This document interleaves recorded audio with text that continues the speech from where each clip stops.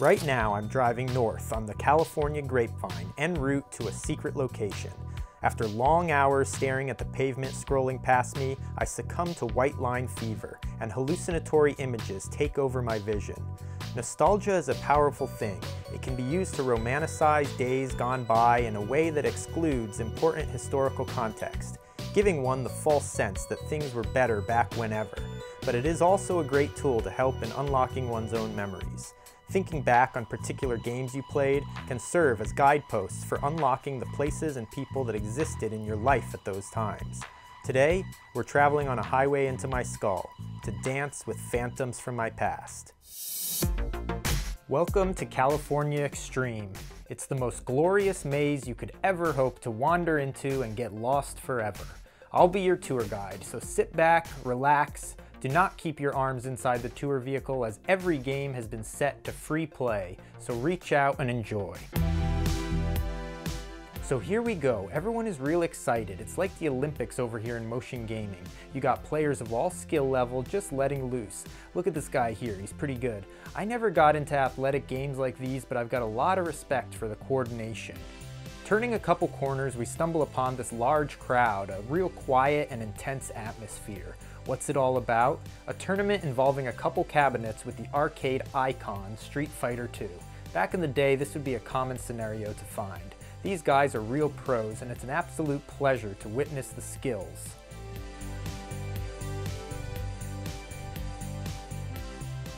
Over here they've got PacMan Fever. This unit is set up to let you experience what would usually take hours of skills to achieve. It skips you ahead to level 255, where you have a shot at beating it and seeing the infamous 256 kill screen for yourself. It's pretty sweet. Over here there's a strange phenomena. Right next to Crazy Otto, the rare Ms. Pac-Man prototype, you've got this tall guy on his knees playing the smallest Ms. Pac-Man unit I've ever seen. Then, over here on this projection screen, you've got this tiny kid playing. I guess it's true that opposites attract.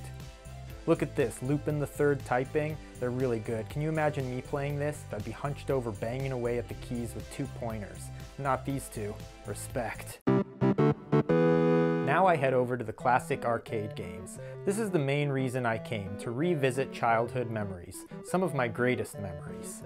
When I was younger, not only did we have arcades at every mall, sometimes there would be multiple arcades in the same mall.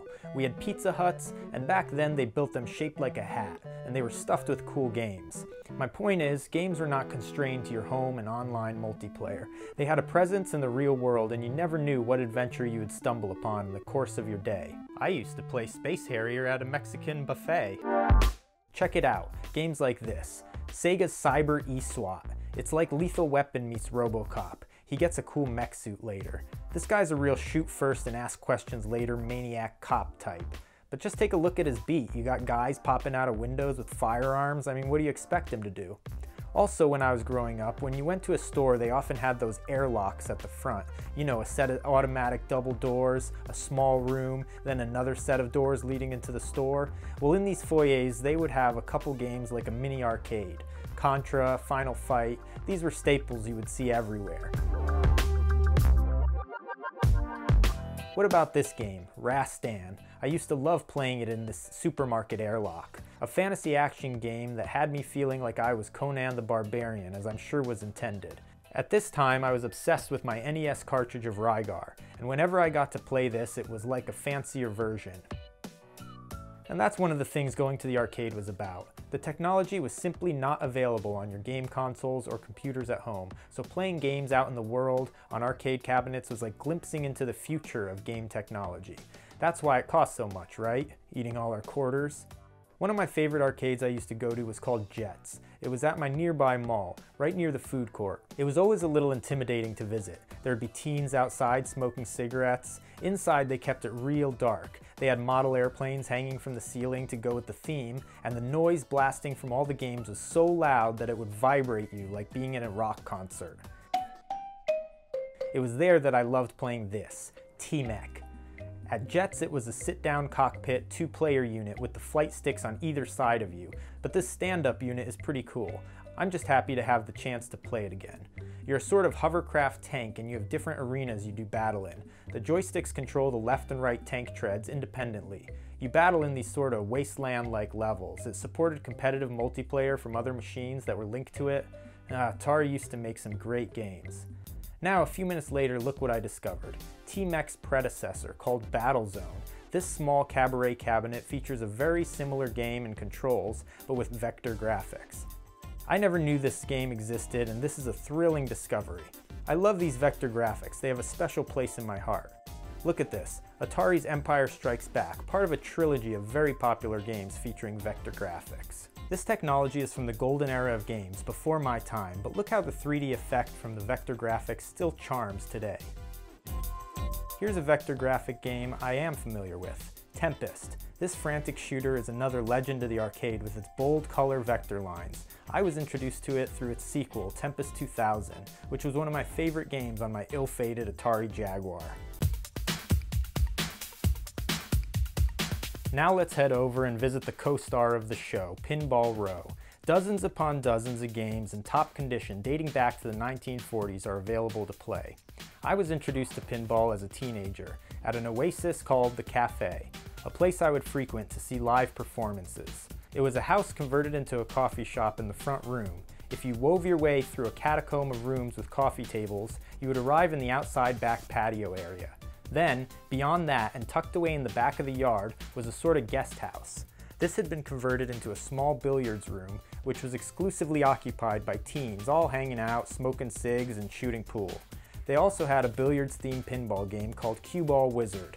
Between rounds, while waiting for my team's turn on the pool table, I would often get lost in games of Cue Ball Wizard, and thus my understanding of and love for pinball was born.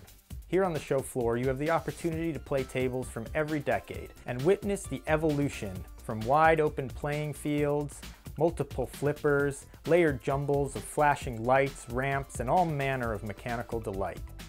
Check out this, Bonsai Run. It's got a secondary playfield mounted vertically that the player can gain access to.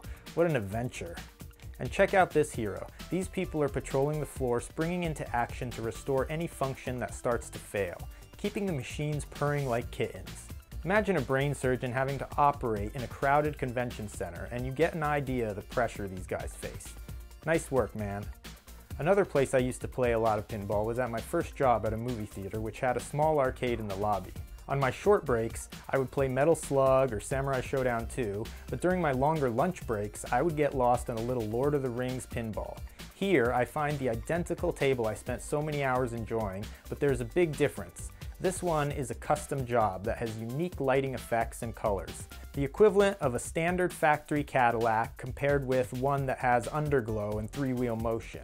Check out the Path of the Dead in beautiful Dayglow green. And look at this, I never even knew the Balrog in the center of the table lit up. The one I played was always broken, I guess. It was here and now that from across the room and through the crowd I spotted her. The Machine, the bride of Pinbot, my lost love that was left unresolved. At the moment, this guy is having a go with her, and from the looks of it, not having too much luck. Now I know I'm a card-carrying member of the Billionaires Club, thanks to my achievements on her digital counterpart, Pinball Arcade, but my lost love won't feel fully resolved until I'm able to achieve the same high-scoring feats on this mechanical version. Ugh, I can't stand just watching someone else try and bring her to life. I'll come back in a bit when she's free to consummate our own high-scoring union. So I've been to the Metropolitan Museum of Art in New York, the D. Young in San Francisco. I've seen my fair share of masterpiece exhibitions. And now I can add California Extreme in Santa Clara to that list. The immaculately preserved and restored back glass artwork on display is stunning to stroll past and gaze upon. Okay, so maybe the artistic merits could be argued against for some of the pieces, like this one, but they're still important views of pop culture from their time. Working my way back around to the bride, I find a new group waiting to play. This is the jumble of broken hearts that the bride has left in her wake, and I'm helplessly churning about, waiting for my turn at redemption. Finally, after the losers strike out, I have my chance. I'm trying to get shots up the left shuttle ramp, but I'm struggling with my accuracy today. I partially activate her vision, but before I can complete it, my precious reserve of pinballs run dry. Again, I must take a step away to gather my focus. It's here that I'd like to show you how at the last moment I was able to overcome the odds and bring closure to this roller coaster pursuit at love. Sadly, I cannot. After yet another attempt and failure to bring the bride to life, I am rattled. Maybe I'm going crazy. What am I doing? Why am I not playing the other delights on the show floor? Like this game that erupts with real feathers when you shoot a turkey. Why am I not facing off against Gallagher in a demented light gun battle?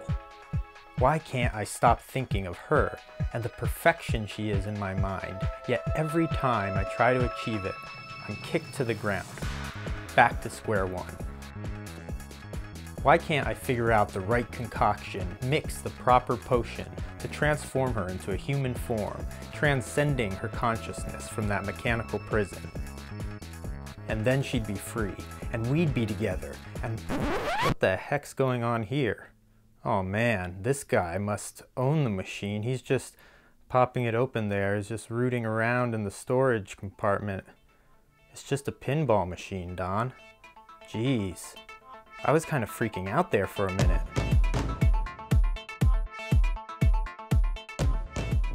I had wandered in a fog through the convention to a perimeter room, and here I found a chance to visit immortal ghosts from my past. Welcome to Video Game Heaven, where you can find Mega Man 3 on a Nintendo right next door to Sonic on the OG Genesis. Next to, oh my goodness, she's just standing there waiting for you to join in on one of the greatest moments from video game history. You've got a Dreamcast with all 4 controllers plugged in, right next door an N64 just waiting with the engine idling. Look at this, Intellivision. I've heard of this console my whole life, and this is my first chance to get my hands on the controller. If you're wondering, it's light as a feather and not quite as responsive as you'd hope. But I'm playing Burger Time, enough said. When I was a young kid, my best friend and next door neighbor called me up early one morning and exclaimed with excitement that I must come over at once. He was given a gift from his older brother which defied description over the phone. "Don, get over here now," he shouted. I raced out the door and across the street to find him in his room with this, a Vectrex. Look at this cool 4-button layout that preceded the Neo Geo. It was an all-in-one system with colorful plastic overlays. They would fit over the front of the monitor here to give the black and white vector graphics the illusion of color. Cartridges would pop right in on the side here.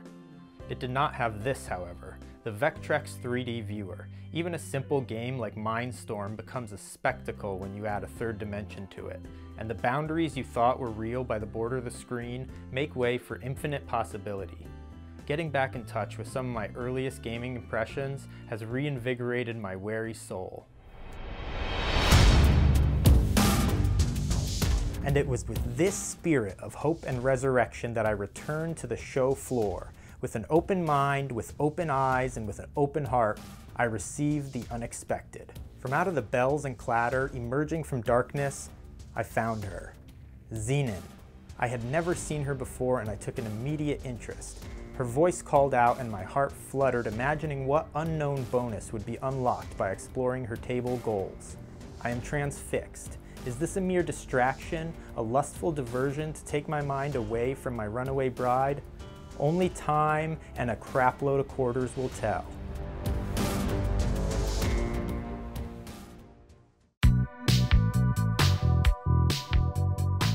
At California Extreme, you can't see everything. But before leaving, I must mention the magical binding element which unifies it all, the human factor. Look at this joyous co-op. This is what I call working together. The game is called Firetruck, and these gentlemen are involved in a race against time, navigating the twisted streets in unison. One steering the front, one the back. It's not so easy. And look at this. I didn't notice this couple next to me until reviewing the footage. They seem to be on the home stretch of a long, happy marriage, which I would assume they attribute at least some of their success to being side by side taking out the trash in Area 51. As for my own pursuit at love, how it plays out is unknown. I suppose it's as chaotic and unpredictable as a multi-ball. Perhaps it's best just to try and make it last, and enjoy every second while you can.